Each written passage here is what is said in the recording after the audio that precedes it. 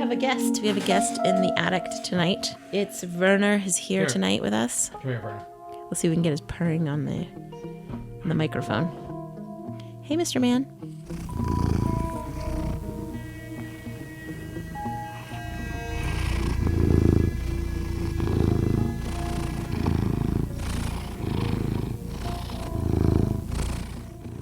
Hello and welcome to Stumble Upon. I'm Austin.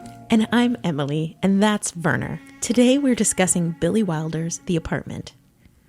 As always, there will be plenty of swearing and spoilers. But if that doesn't scare you, then pop some champagne and prepare yourself because toxic masculinity is going to try to ruin the party again. Austin, would you like to give us a synopsis of The Apartment? I would love to give you a synopsis of The Apartment. A Manhattan insurance clerk tries to rise in his company by letting its executives use his apartment for their trysts. But complications and a romance of his own ensues. That's a really mediocre synopsis. It's an excellent mediocre synopsis. I mean, I don't know why I would watch that movie. Yeah, if I wanted to be bored to death, I would watch that movie. Yeah, it sounds terrible. It sounds really dry. Like, it sounds like, oh, everybody's going to be kind of stuffy and shitty. Mm-hmm. Yeah. Yeah, it doesn't sound fun at all. Not at all. So it's not like that. No. But hopefully you know that before you start listening to this episode because, as always, we'll tell you the end right at the beginning. Yeah, mostly this is all about the end. Yeah, we always talk about the end because we're, just here to talk about the end of everything. Because really that's how we make a film. You have to start about knowing where you're going so that you can get there in the proper due course. Absolutely. And therefore, how can we talk about it if we're not going to talk about the end? Yeah. And frankly, if you don't know, this is a film by Billy Wilder, who is an incredible filmmaker from the 50s and 60s who made some really, really important cinema, but almost all of his cinema is filled with this joy of life, like Sabrina, like Some Like It Hot. Even his more acidic films like Ace in the Hole or Double Indemnity have this incredible joy for how human beings interact with each other. Like the Edward G. Robinson character in Double Indemnity is just a joy to be around. So you should not believe that fucking synopsis. Wait, from Double Indemnity, isn't Mr. Sheldrick the lead in that? Yeah, he's the good bad guy. Oh. Him and Barbara Stanwyck. I love Barbara Stanwyck. Yeah. We won't talk about her politics. No, we won't do that. But we will talk about how she's such a great performer. Yeah, he made a run of really incredible films. Like, he also co-wrote one of Lubitsch's last films. Did he really? Yeah. Nina Shinka, I think it is, or something of that regards. It's with Greta Garbo. It's really good. We'll have to watch that. Yeah. Anyway, like he went on a run that very few filmmakers have ever matched or even come close to touching. Isn't that what a talent? Yeah, what a fucking talent. And Lubitsch also. Yeah, yeah. And Wilder was a gentleman who escaped Nazism from I think Vienna or Germany. I'm not exactly sure. Don't quote us. Yeah, we're not historians. Oh, or that smart. No, we're not pretending. Yeah. We just make movies, and so we talk about movies. Yeah. Most of the things that we say are the things that are in our heads, and who knows where those thoughts come from. If you need a film historian, you should check out Sam Deegan's podcast, Twitch of the Death Nerve. Yeah. She's brilliant. Yeah. And really knows her stuff. Yeah. She does amazing DVD commentary tracks. Yep. We don't. For good reason. But hopefully we'll make movies that she'll do DVD commentary tracks on. We can talk extemporaneously upon our thoughts. Apparently we can't even do that. Well, I can't say the word. It's equal to my spelling. I used to believe that if I can't spell it, I shouldn't be able to say it, but I have long passed this. I'm glad you moved on from that idea. I would only be saying 3-letter words. All right. So on that note, we'll start the podcast. And here we go. Let's talk about The Apartment. So where do we begin? I think that I first saw this film with you, a few years ago. It wasn't something that I grew up with or that I was really introduced to, even though I had watched some Billy Wilder, in my college years, specifically Double Indemnity and Some Like It Hot. But this film I came to much later, as I've also kind of come to Jack Lemmon generally later in my experience with cinema. I wasn't a huge Jack Lemmon fan. Like I mostly knew Jack Lemmon kind of from the reference that they made of his character in Glenn Ross on The Simpsons. That Gil was always going to finally get the sale, get the job done. But I really had no frame of reference for this film when we first saw it a few years ago. But it's kind of quickly become something that I really, really look forward to watching around this season, especially around New Year's. There's something really wonderfully life affirming about the film itself, about kind of the interest in humanity or finding one's humanity in a corporate situation, in a environment that really does suck your soul out of you.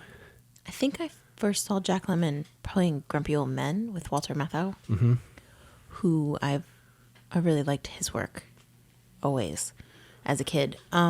But no, I also didn't know this film before we watched it for the first time a couple years ago. I hadn't really paid attention to Jack Lemmon as an actor. But it is really a delight to discover his work over the last few years and kind of unpack his career, because he was such a talent and such just really wonderful performer. Mm-hmm.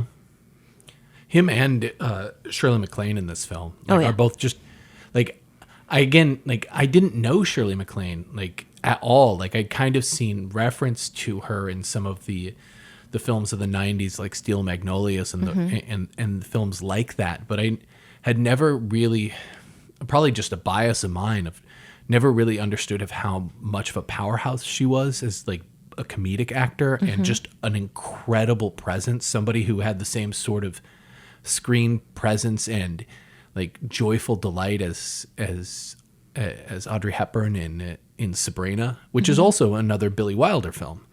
Like it might be that he had a type, or he directed towards a specific type, even though he directed Marilyn Monroe in Some Like It Hot, and there's really nothing you can do with Marilyn Monroe. She was kind of a one of one. She was exactly what she was. She was a personality. Yeah, and that's not to say that she wasn't a good actor or a good performer. Like, she was incredible in the films that she was in, but it's not like she was not a chameleon in her performance. Mm-mm. No. Interesting you bring up another Jack Lemmon performance. Yeah. It's fascinating to watch his performance in The Apartment, because it's so, while it could be conceived as manic in terms of his movements and in terms of the energy he brings, it is not at all. It's focused and particular, but not in a kitschy way. Not like now, where you might see something where you'd see a performer who's like trying to be physical, and it just wouldn't feel organic to the character, or it wouldn't feel authentic. Yeah. You know, there's just something, his performance, every tiny little piece of it feels so well constructed and so well thought out in the world of CC Baxter, which is really special. Yeah. As a performer, as a director, what did you see in the performance? Well, I saw a lot of space in framing for him. Like, and I kind of, like, I really agree with you in the sense that, like, in today's performances of this ilk, I fear we would get something closer to like Jim Carrey in Liar Liar, where the physicality of the performance is outlandish. Or like Adam Sandler. Yeah.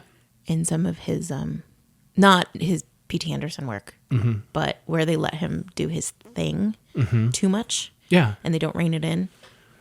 Yeah. There's something really, really genuine about his movement. It almost feels like I was commenting to you last night when we were watching the film about how it reminded me a bit of like Robin Williams' work. Like, that Robin Williams was always in motion. Like, he's always like he's flowing through the scene, and you have to, spatially within the frame, have to give him enough room to actually make the movements that he's going to naturally come to, and you don't really know where he's going. But I kind of feel that, like, and I don't know a lot about Jack Lemmon's like history and performance and like where he came from as a physical actor or whatnot, but it does feel a lot less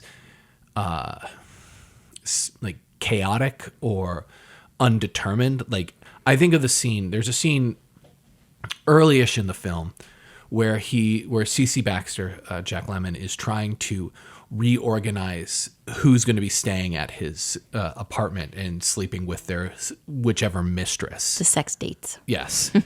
Which, like, by the way, like, I couldn't help but think, and maybe this is the prude in me, how weird it would be to come home to an apartment where you know that two people just slept in your bed that were not you and your partner, and then be called by another member of your company to have them bring over and another date and them to then sleep in your bed. It was so dirty. Like, I just kept thinking how many clean sets of sheets this guy must have in his place, and how much he must be going. We never saw him change sheets, so let's assume that it was the same pair of sheets for everybody. Yeah, like, oh, it was so gross. It was probably not the cleanest apartment, and his neighbors' complaints about his health and his the sounds and all hoursness of his perceived lifestyle, like, is probably really really more offensive than the actual act of having all the affairs that these people are having. Just the multitude of illnesses. Mean the judgment? Yeah. Like the neighbors judging him is rude. Yeah. Well, technically he's a single guy. He can do whatever the hell he wants. Exactly. Like, the only thing that I kind of find a massive issue with in his choice of how he lends his space out is how clean his bed and house would be, especially when later at a certain point in the film, Shirley MacLaine's character comments about finding all the stuff in his couch. It just made my skin crawl. Yeah. Plus the couch is gross anyway and like falling apart. It's wonderfully staged. Yeah. I love the apartment. I love the setup of it. I love the placement of everything, how you can see through the whole thing. Mm-hmm. You can see both the kitchen and the bathroom or in the bedroom in the same shot, so you can really get the depth of the apartment when you're standing in the living room. It was really well designed. And yeah, I want to come back to that exact point because I think that's a really, really important thing to what this film actually does and is about. But to finish off the previous question or the thought that we were having, Lemon's movement in the scene where he's trying to reorganize who's coming to his apartment the next week or within the next 3 days because he's sick from the night before and he needs a night off to just go home and sleep. The way he moves, like the shot is just a flat shot. There's no camera movement. It's a static shot. No camera movement. Nothing. It's a mid shot, so you can see his desk in front of him and his torso and head, and above him, which is also really interesting because the room that he's in the first part of the film before he gets his promotions, like this cattle call room of employees who are just doing this really terrible, collating, shitty job. Yeah, it just seems to go on forever and ever. It's wonderfully designed. It's endlessly. The room feels endless. Like him sitting at the desk and being sweaty and sick and checking his temperature. The way that he keeps moving his body to pick up the telephone, to move the Rolodex, to write stuff down and change notations in his calendar, like how he moves through that scene. You don't really need any of the dialogue at all that happens. It's all so clearly told in a simple static shot that he moves through. And that's something that I find really, really impressive in his performance is I know for film and for American films in specific of this ilk, specifically, you need dialogue to tell people what's going on. But he's such an interesting performer because I know all of what he's feeling. Mm-hmm. I know by his body language how happy he is. And it's something that's different than what is done today in cinema. I have a feeling that if we were to perform that same scene now, like he would be like kind of cuddled up and stationary and not wanting to move because we would direct him to be like achy and sick and this instead of kind of manic and be like, no, I have to get this done. I have to do this. I have to do this. I have to do this. And there's just this incredible energy exuding from him as he's moving in this static shot that tells everything about what's going on. And then you see him sit back in the chair and kind of slump and lose all energy right after he finalizes the scheduling, because his energy was put into, I need a night off. Ironically, he doesn't get, I need this night off. And that kind of falling back into the chair has so much more weight, because we've just seen him leaning into the shot, and we've seen him do all this movement and exhaust himself to fall back in the chair, only to find out he's got to go up and talk to the boss. Yeah. And he gets a boost of energy because he's got to go talk to the boss. It's so exciting. He never gets to talk to the boss. Boss has never met him before. And so it's fun to watch his tonal shifts, which I think, as you're saying, I don't know that we get too much of that in today's performance for your everyman. Like a constant roller coaster of tonal shifts that aren't not insane, as you were saying with the Jim Carrey, where it's just ridiculously over the top. It's more subtle and nuanced, but it's very present in physicality. Yeah. Very much like Robin Williams. Yeah. And it's interesting. I said this last night, and I do think it's true. I feel that Lemon is more of an everyman than Tom Hanks or Jimmy Stewart ever was. I kind of feel like his performance and his personality speaks to a different kind of everyman, somebody who is kind of put upon and not like gifted with privilege. Because like, I like Tom Hanks and I like Jimmy Stewart in most things that I see them in, but they feel really, really privileged to me. Like, they come from a place that I feel like their characters generally come from a place that feels like they're supported. Whereas, like, looking at Lemon in this film, we don't know anything about his fucking family. He doesn't have one. He says it. He doesn't have one. Yeah. End of story. He never talks about them further. He doesn't have friends. Like, as far back as the history goes, he just talks about the time that he shot himself in the knee when he was thinking about committing suicide. Like, because he was in love with his best friend's wife. Right. And then he moved from that town to New York. From Cincinnati. You know Cincinnati. Yeah. Yeah. And that's a great, because so then you see him leave, you hear he has left his best friend and moved away from that family because it wasn't a good choice for him to be near and for his mental health. And now he's living in New York, but he's alone. He has no friends. Yep. It is clear he has no friends. He doesn't go out with friends to catch up with them whenever his apartment's being used. He's never at somebody else's apartment. Yep. He's never being invited out. He only meets strangers when he goes out. Like, it's clear he's totally in love with the Shirley MacLaine character. And when he is forced out of his place for Christmas, he goes to the bar alone and drinks probably 9 martinis. Oh yeah, all the olives lined up perfectly. Yep. And is just like he's relatable in that kind of sad sack, but really positive human spirit sort of way. Somebody who is constantly looking for the possibility of something greater coming along. And while he does, like, he's also, and the character's also written in such a way that he's kind of a weirdo creep. Because for sure. When he talks to Shirley MacLaine about going to the theater with him, he knows way too much information about her life, when she was born, what she weighs, where she lives now. Oh my God. Yeah, Shirley MacLaine takes that on the chin really well. Yeah. And probably too well. Yeah. There's some bad vibes. Vibes. Yeah. But you're right, he knows too much. But on the other hand, I mean, like, it's also a young perspective. It's a very young kind of thing that you would do, and now we all know you don't do that. Yeah. He's throwing up his red flags right, left, and center. He's like, he's doing semaphore with red flags, be like, don't date me. I am not the person you should be with. He's awesome, but you shouldn't. Yeah. Okay, note to self: nobody go look up people in the insurance files where you work and take advantage of your power. Yeah. But I remember as a kid working in a library, you know, if you had a crush on somebody, you might be interested in looking up what books they read. I'm not saying I ever did that. No, you're not saying that. I didn't. Yeah. But, you know, it might have been something you'd be interested in finding out about who. And that is not something you should do. Yeah. But it's what a kid would do. Yeah. They would be like so curious about somebody they had a crush on. They'd want to know everything about them if they can't get to talk to them. And regardless of the positivity or the best best aspect of it. It's part of human nature to be curious and to be unnecessarily curious about certain things.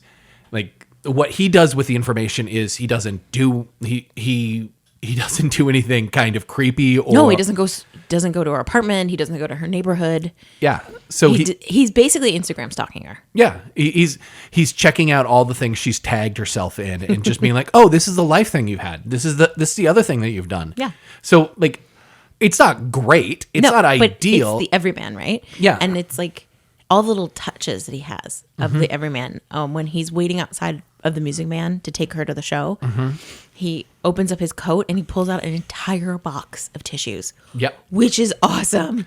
It's such a funny move. And then he puts the whole box back in his pocket. Like, he is of course you have the entire box. He's such a fucking nerd. Like about this, like a nerd, a geek, just an incredible like. It makes sense that you don't have any friends at the office. It makes sense that you're getting taken advantage of by all of your bosses.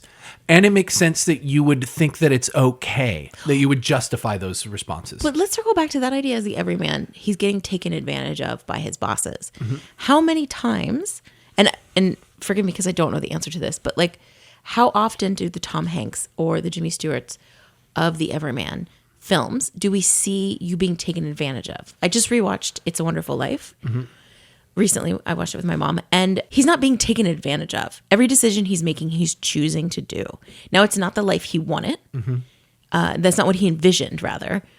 But at every turn, at every crossroads, Jimmy Stewart's character makes a choice to go that direction. And I don't feel like he's being taken advantage of. Yeah. And I'm trying to think of Like just Tom Hanks movies. Well, just even doing a little cursory thought of Stewart, like Philadelphia Story, he's not being taken advantage of. No, he's a writer, but like, he can't publish enough. Like, so he's a journalist now. Vertigo, he's kind of being taken advantage of by these crooks, but he's still actively engaged in his own sort of psychopathy, like his own. Like I'm a terrible kind of human being. He's being manipulated. Yes, but I think there's difference. Right, and I would say that like Tom Hanks, you could say. Forrest Gump is being manipulated by Jenny to some degrees, by her needs for him because he's always there for her.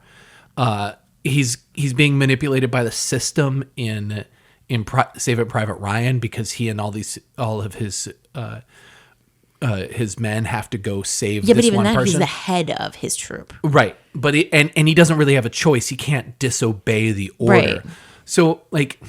But it doesn't ever feel like he's being taken advantage of. Whereas you definitely feel like Jack Lemmon's character is always being taken advantage of by somebody. Like Some Like It Hot. You've got him as a he plays the bass. Yeah.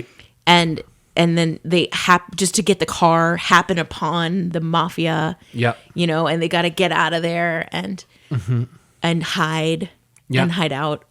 So it's just, you know, and they're so poor they can't eat. So you're right. Like as an everyman, it's a much more. It definitely feels like he doesn't have resources, right? And I think that's a really interesting question. Like, when was the last time we had an everyman that doesn't have resources? Right. Like, I see a fun challenge ahead. Yeah, like I even think of like comedies now. Like, I had somebody say to me recently that the thing about Will Ferrell is he's always the smartest person in his films, or he's always exceptional at something in the films that he's doing, even though he comes across as a moron. And I would say that there are multitudes of this, like even like a film that I love, like Knives Out. Everybody is exceptional at what they're doing. Even the detective who just kind of stumbles into his answer in that is exceptional in his willingness to listen, like Poirot is. Like there's an exceptionalism in film now. Like I think it starts, or it gets really solidified when superhero movies start. But like there's an exceptionalism that even if you're down at your worst, you are gonna be exceptional at something. Whereas I don't think CC Baxter is, and what the fuck is her character name? Fran Kubelik. Fran Kubelik. Like I don't think there's gonna ever be a time where they're the head of anything. No. I think that when we come to the end of the film and they're playing gin rummy in the most So cute. such an adorable moment, like that's going to be their life forever. Yeah.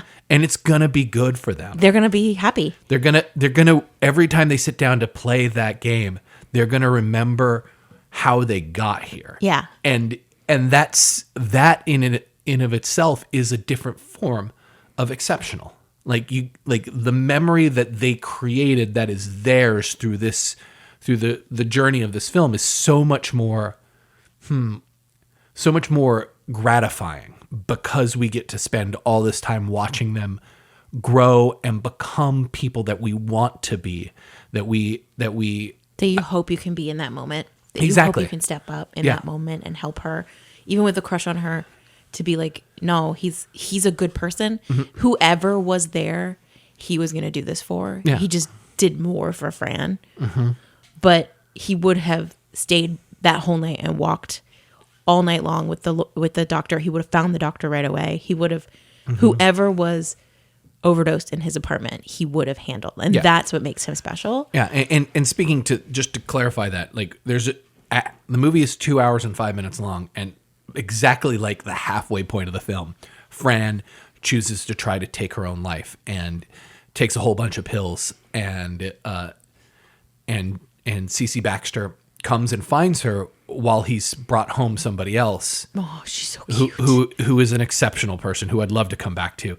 And like and he saves her life, and he chooses to take the brunt of the assault, of verbal assault and emotional abuse that the people who are brought into the situation after his discovery of her level upon him, some justly and some unjustly, but he chooses to take all of this and not be like, hey, wait, you're wrong. This is actually what's going to happen.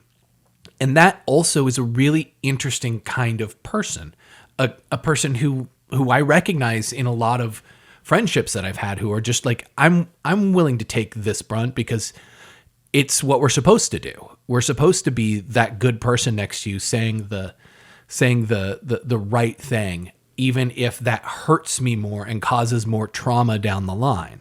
He's being a mensch. Yes. I love that line. He's being a mensch. He's being a human. So good. Mm-hmm.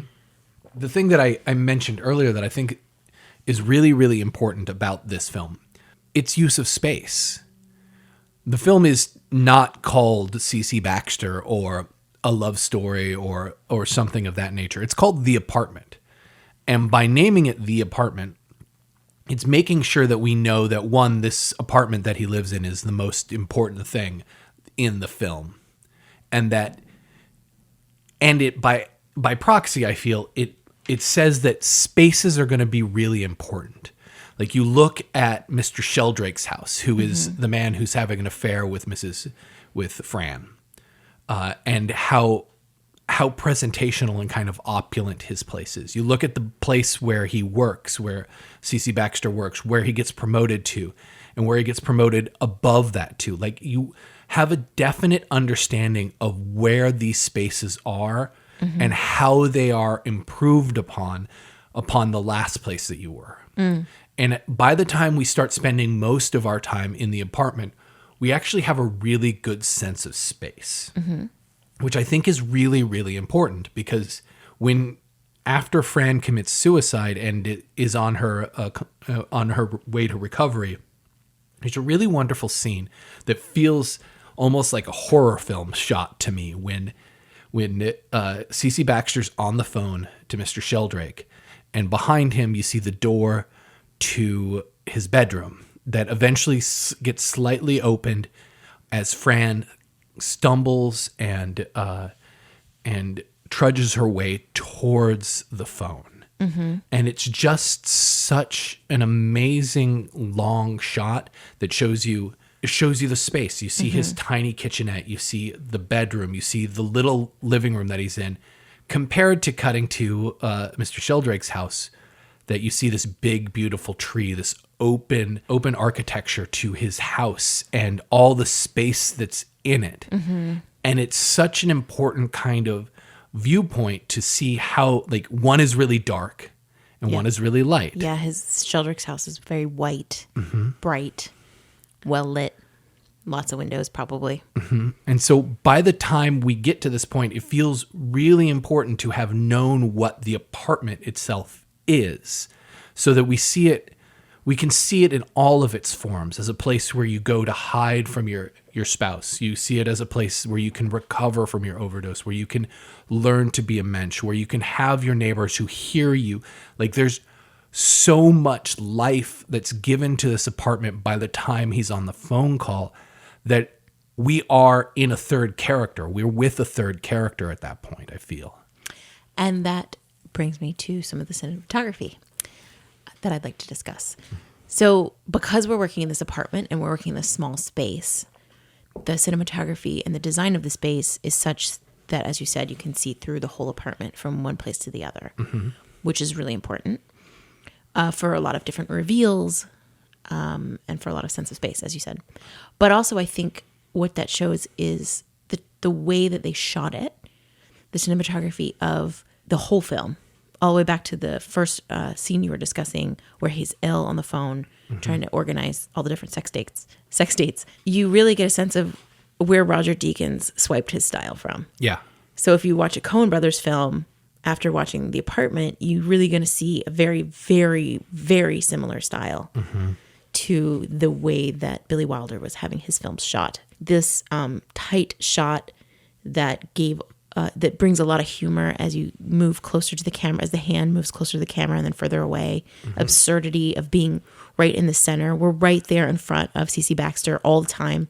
He's right there as if he's talking to us. Yep. We're in the center of the shots. And he starts off giving us a narration, which doesn't continue through the rest of the film. No, it's just at the beginning. Yeah, it is actually as much as voiceover can be a crutch or a useless thing.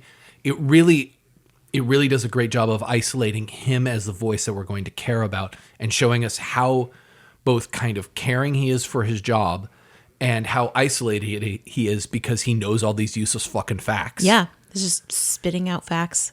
But it centers him as a super nerd. Yeah, it centers him as a voice in the film even before we get to centering him as a character in the film. Yeah, the narration. I hadn't thought about it like that. I like that. Oh, one of the things that's really valuable about the style of cinematography that they choose is it allows for a whole bunch of space around Jack Lemmon. And not just him, but every character has generally space to move in. So it's not really tight close-ups of anything. There aren't, in fact, a lot of signature like insert shots of anything in specific. The ones that they do have are really, really stand out. Like when we see Fran's mirror, her broken mirror, how she sees herself, and how that moment of having one slight insert affects so much change within the film. I think it's a really good use of keeping distance from everybody. It's not like things aren't dropped off. Like, so when, like, in a different film, maybe a lesser film, Mr. Sheldrake, every time he pulled out cash, there'd be a insert of how much money he had. Like when he's paying their dinner at the little restaurant that he and Fran go to. Like we would see how much cash he would show, so that we could see that he has affluence and power and whatnot. But the film's not interested in that narrative.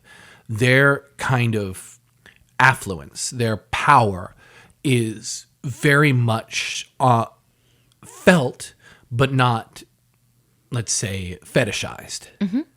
And I think that has something that kind of ties into one of the other things that we think about the film, which is that it does a really interesting job, regardless of whether it was trying to do this or not, showing the toxicity of the work environment at this time in America. Toxic masculinity ruins the party again. Yeah. Yes, it's kind of a microcosm. Well, not microcosm. It's just a slice of 1960s, late 1950s shitty masculinity in the work environment. It is just purely patriarchy from the top down. And the way that women are sexually harassed and given no protection and talked about in the most disgusting of ways. And the way that men are treating each other. There's just pure patriarchal bullshit. And of course, not even to mention the fact that this is just an exclusively white film. We have the shoe shine guy is black, and then there's a janitor who's black. They have no names. They have no lines. They have no story. It's just white guys shitting on other white guys and sexually harassing women. Yeah. And to be a little bit more specific about that, do you want to elaborate a little bit on the type of jobs that women have in this film versus what the men have? Absolutely. They are the elevator operators, which is what Fran Kubelik does, because, as she said, she went through secretarial school and is very good at typing and is very bad at spelling. So then the next option is, if you're lucky, yes, and Austin is one of those people as well. But being a white dude, it didn't bother your career. No, it didn't hurt me. Though I really shouldn't speak, as my spelling has been known to be incorrect on many political ads in our past. We are all role models when it comes to spelling. Spelling. We've had spell check for a very long time. But yeah, so you could be a secretary where you can be ogled and harassed by men. You can be the elevator operator where you can be ogled and harassed by men in even smaller quarters than an office. You can be the phone operator where you can be sexually harassed by men over the phone. You have the opportunity to do about that. And then I think they had some women working in the same office as C.C. Baxter in his first position. So I'm guessing that was, maybe they were secretaries to the other guys. Maybe they were at the same level as him. They're ill-defined. They don't have any. The women are barely in this film. Yeah. Having roles that have any kind of. Fran is the only one that gets to be fully fleshed out. But you have Mr. Sheldrick's secretary, Miss Olsen. Miss Olsen. Yes.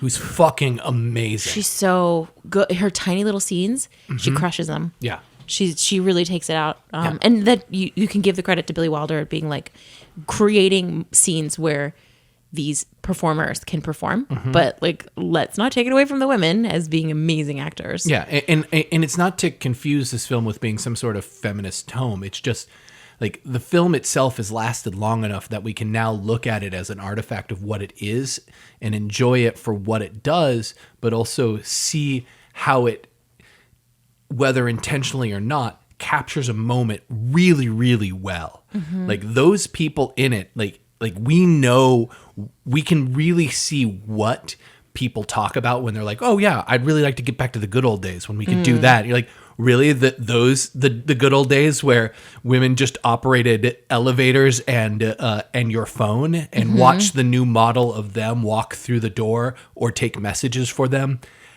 as they continued to work for you? Cool. Well, this is an interesting thing that you're bringing up, which is it the women that propel the film forward? Because it is, right? It's Fran attempting suicide, so she propels the film forward because now everything's different. It is a Miss Olsen calling Mrs. Sheldrick and being like, hey, FYI, I'm tired of your husband being a piece of shit for the last 4 years. You're going to know about it because he's such a scumbag. Yeah. Here's your story. So that propels the film forward and propels Fran's experience as well because of having to actually deal with Mr. Sheldrick on a realistic level and realize he's a scumbag. But yeah, it seems like the actions of the women keep pushing the story forward, even though it's C.C. Baxter's story. Yeah. It really does feel like.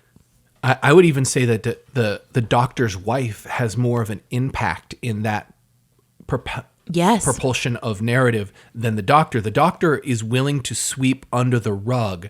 Well, I don't even know. Like, I can't tell why she took those pills. Like, it's not something that prove it. I can't prove it. So he, as much as he talks about being a mensch and being a good person, he does not want to change the hierarchy of what this is. Like, he does not want to change or break the cycle of what's going on. He'll comment on it and he'll make you feel like shit about it. But it's his wife who's just like, I don't fucking give two shits about you. Like, that poor girl in there, she needs all my attention. You're lower than dirt. Like you're prehistoric. Fuck off. Yeah, she does. It is interesting to think about the roles of women and them having, at this time, having an opportunity to have a voice and be showcased, even if they're not the main characters. Yeah. The storyline with the woman that he meets in the bar on Christmas night, Christmas Eve, when she's talking about her husband and writing letters to Castro, and he won't write back because he's such a dork and he won't write her. The guy with the beard. I like Castro. It's such a good, because he's a jockey and he's like cheating. Yeah. But I love her. She's so, she's straight out the gate. I'm married, and I'm happy to have a love affair tonight. Yeah. Because I'm alone and I don't know when I'm going to see my partner again. And if ever. Yeah. And this is just my reality. And which is actually, that's even something interesting to think about. First, to finish that, I love her. I love her performance. I think she's amazing. I think we talked about it once before, that she was originally auditioning to play Marilyn. Yeah. She had been cast as the Marilyn part, but Billy Wilder decided to re-audition her for this part because he thought she was really funny. Yeah, she's so funny. She's so funny. Her she's physicality matches Jack Lemmon. Like, there's a great scene when they meet and she's at the bar and he's at the bar, and it's just a 2-shot, and it feels like an old time throw a setup, hit a punchline. Just like these two old, like, vaudeville-esque performers, or even like what you were talking about for your first introduction of Jack Lemmon. It almost feels like the same rapport that Lemon and Walter Matthau have. Like, here's a setup, here's the punchline. Here's a setup, here's the punchline. Drink, and they drink in unison, and it's like, that shot is beautiful. Yeah, it is exceptionally well done. Yeah, and vaudeville. Yeah, definitely. There's elements of vaudeville in the performances here. Just the spark of it, the last kind of sparks of it before it all kind of dies out. I love how the film is so, like, does not judge her for wanting to be, or being openly poly, because we don't know anything about her relationship with the jockey, other than he's in prison and they're married, and that she's going to call him right after this and tell her husband exactly how she was treated. So I think they have an open relationship. Yeah, it's really, really progressive in that sense of how she's presented. I think that in general, in this film, there is an openness to sex and what everybody is doing it.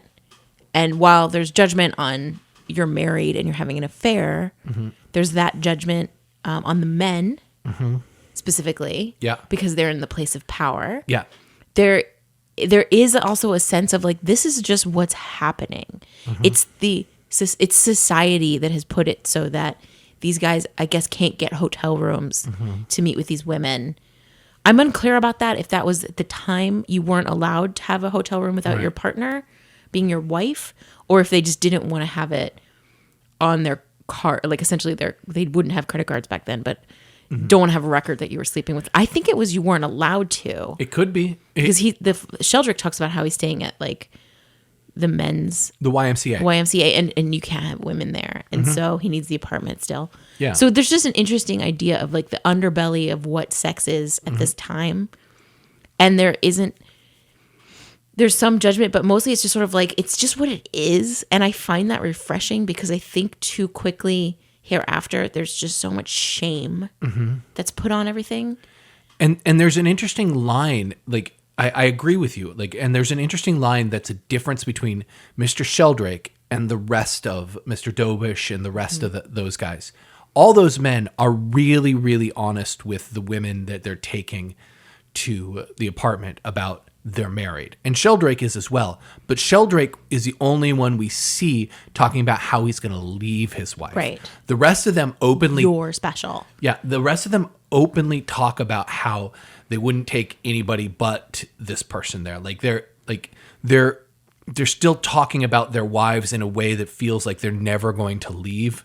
and this is a fling, and both parties know that it's a fling, and that the women are like, if it's going to be a fucking fling, you're going to pay for my cab home, you're going to owe me the money for that, and you're going to fucking treat me right. Like Yeah. this is a fling for both of us. It may lead to something, but fuck that. Whereas Fran and Sheldrake have this relationship where he's leading her on viciously, incredibly meanly in his need to control her. Ow! And Preston is biting me right now. Preston, No biting. attack the back.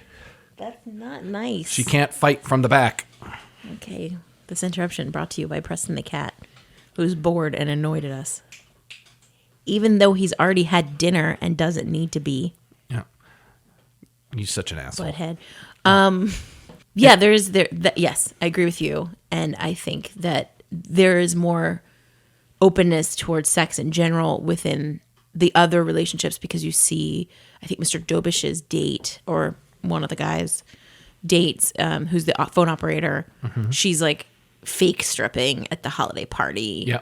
You see a lot of other people making out. Like there's a sense of kind of open sexuality to a certain degree. Again, these women are all getting massively sexually harassed by these guys. Yeah. And they have no hope of getting above secretary. Right. So, and then they can just get fired because Yeah. they're not willing to keep having sex, or because they're not willing to whatever, Keep fill in their the mouth blank. shut. Right? Like Yeah. there's just this constant Yeah. volatility. The power struggle in the film of that is really, really clear. Like that women have a certain ceiling that they'll have, that they can reach. Yes, it's extraordinarily low, and you can Yeah. touch it while you're on your knees. Yeah. Phrasing. This meant that way. But so that's toxic masculinity ruining the party again. Yeah. And I like that Billy Wilder spends time showing it and doesn't gloss over it or glamorize it, which I'll be honest, I didn't watch all of Mad Men, and I know that they definitely were trying to showcase it, but it was really glamorized.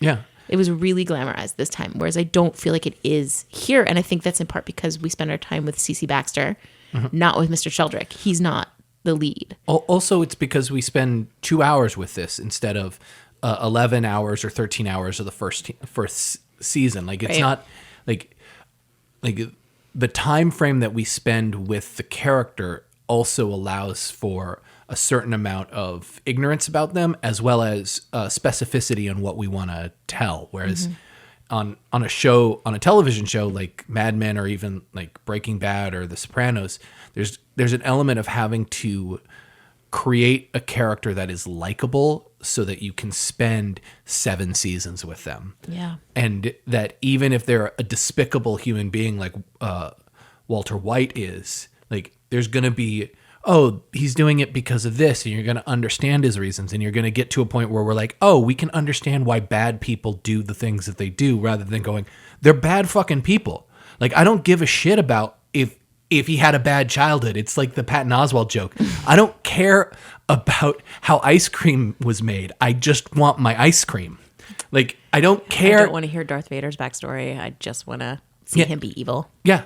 I don't really give a shit about why the Joker is a bad dude. Like what kind of trauma he went to. Like I just kind of want to see the Joker do Joker things and then deal with them in a present tense, and that we don't have to be like, oh, Batman was sad and Joker's sad and they're all sad. Like I don't, it just is so frustrating. It also leads to us all over glamorizing terrible people and accepting them as human beings, when sometimes terrible people don't need to be seen as human beings because they're not. And they don't need to be president. Yeah. And they don't need to run again. Yeah. And on that note, Yeah. toxic masculinity. Do you want to talk a little bit about like the kind of manic pixie dream guy that CC Baxter kind of is? Yeah, I do. Because we were talking about this yesterday. It's really interesting to have him be kind of a manic pixie dream boy, but as the lead. So if we think about Last Christmas, which is what we talked about in the last episode, you had Henry Golding play the manic pixie dream boy, but he wasn't really grounded in anything. And now you could argue that's because he's a ghost, but it's also just kind of the trope. Yeah. The manic pixie dream girl. She's just sort of wee whimsical, and she you never know what she's gonna do. She's going to take the sullen character and make them see how important life is. Yes. And so when you brought that up yesterday, that really Jack Lemmon's character is kind of a manic pixie dream boy, because he is unpredictable, and he's not unpredictable, but he's spontaneous, and he's happy, and he's so excited to be around Fran. And so while she's the sullen one and is not the lead character, unlike in Last Christmas, Yeah. where Emilia Clarke was the sullen one and the one whose life was falling apart. Fran is also sullen, and her life is also falling apart, but she's not the lead. Yeah. And you do have Jack Lemmon being the manic pixie dream boy, Yeah. and his manic energy, his excitement. It's fun, but it's grounded in a story and in a background, without giving too much of his backstory, which we don't know beyond his one suicide attempt. I don't know. It's just delightful. Yeah. And it's interesting because like he is so like, maybe like this ties into his movements, like how fluid and consistent his movements are, how he has a tennis racket for his strainer for his pasta. Like there's just like, he's got all of these incredible quirks that make sense in the world that he's living in. Like, unlike the Henry Golden character, like we don't ever understand why he looks up, why he's doing these other things. It's not grounded in a personality. It like when we spend time with kind of this manic character that CC Baxter is, we can really, really see how clearly why he's the way he is. Like when he has Fran over, when she's recovering and they're sitting down to cook dinner, and she's like, "Do you cook dinner on your own all the time?" He's like, "Yeah, sometimes I have some guests over," and he makes a great joke about Mae West, but she was younger then.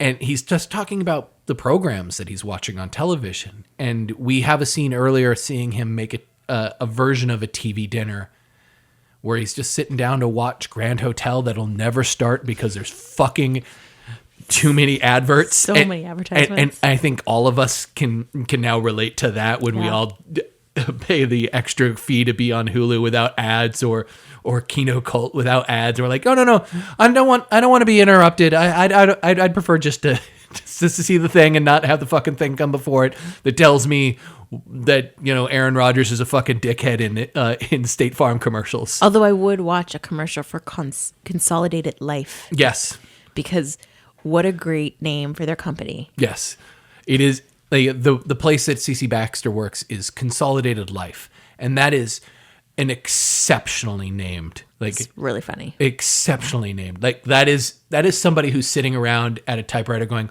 "What is the shittiest, most like reductive way that we could have a life insurance company be named?" Oh, Consolidated Life. Yeah, and thank you and good day. All of your life at our hands. Here you go. Here's your money. Yeah. Oh, you're dead now. And I think that it's fun having him be that character because he brings so much energy. His physicality, of course, but just in general, his like positivity, his life energy. When he's packing up at the end of his apartment and moving on, and we're all so proud of him. Be like, yes, like good for you. Get the fuck out of here. Get the fuck out of these memories. Yeah. Restart somewhere new. Yes, and he doesn't know where he's gonna go. He just knows he's gonna do it. You just get the sense of pride in him for making the change. And nothing ever feels like right turns that he's making. He never feels like, why did he make that choice? As you were saying with Henry Golding, why does he look up? Why is that his slogan? Why is that on the placard on the bench? It's his thing that he said, but we don't know. It's not that we need to have his backstory so much that we know why he does it. It just feels like it's so cute. It's like, oh my God, it's so cute that he's like, look up. So everybody should look up. Yeah. And she makes fun of him for being super cute, but she still falls for him. Yeah. Yes, absolutely. Which is helpful because it's in her body. That old heart. But not something else. Yes. But where it is Baxter's positivity comes from, it's his core self. Yeah. He is a positive dude who's always looking for the best, but life keeps hitting him because he's so kind, because he shares. He gets into the situation because he's like, oh, you need to change before you need to go to an event, coworker? Yeah. Well, here are my keys. Like, no big deal. oh, well, then it devolves into this thing because he's a guy who gets taken advantage of. Yeah. But he still stays positive because he's a positive dude. He's a person who gets took. He is a person that gets took. I love that line. Mm-hmm. The people that take and people that get took. Mm-hmm. And I'm somebody who gets took. And that is why he's a better everyman, because she is also a person who gets took. Mm-hmm. And why she's also relatable. Yeah. Because we want to hope for those moments where the person says the really romantic thing that makes us believe that they're going to be the person for us, even though most times when the person who says that only really wants one thing. That's the way the cookie crumbles.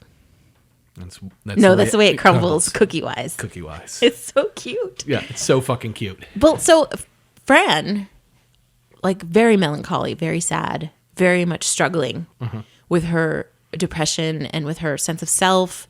Like, obviously so upset about the fact that she couldn't be a secretary, that the most she's going to do is be an elevator operator, except for unbeknownst to her, it's like minutes away from it becoming automated. Yeah. And then her really losing her career. Yet, like, the performance of Shirley MacLaine is so genuine. Mm-hmm. She's so fucking, not just because she's so fucking cute, which she is so fucking cute, but it's just like, really comes from a place where it seems like she's still so new to the world and all of this is new and exciting, even if it's really fucking hard. She's trying her best. I don't know. There's something about her performance. It just feels really authentic. Yeah. It's like, I don't know, the two of them together just really bounce off each other so well. It feels really present. Like, it feels like immediate, like what is happening. It doesn't feel like there's something really genuine and honest about the immediacy of how she's reacting in the moment. It doesn't feel staged. It doesn't feel coached. It doesn't feel like this is what I should do. It doesn't feel reserved. It feels like, oh, so this is happening. I'm just going to respond. Like, I'm going to tell you honestly, you're the nice person who always takes off their hat in the elevator, or here, you deserve to have my flower on your lapel because you're going in to talk to the boss, like, and make sure you wipe your nose. Like there's something really genuinely honest and kind about how she's seeing people. It's like she's seeing everybody for who they are except for herself, which she judges even harsher. Like, yep. She doesn't judge it as, I'm a person who's trying to just make the best right now. She's like, I'm a terrible person. She's like, the first 15 minutes when you wake up in the morning, you're like, I'm a terrible person. I hate myself. I'm going to doom scroll for a while. Like, it seems like she's living that life for herself until she has a reason to stop believing that nonsense about herself.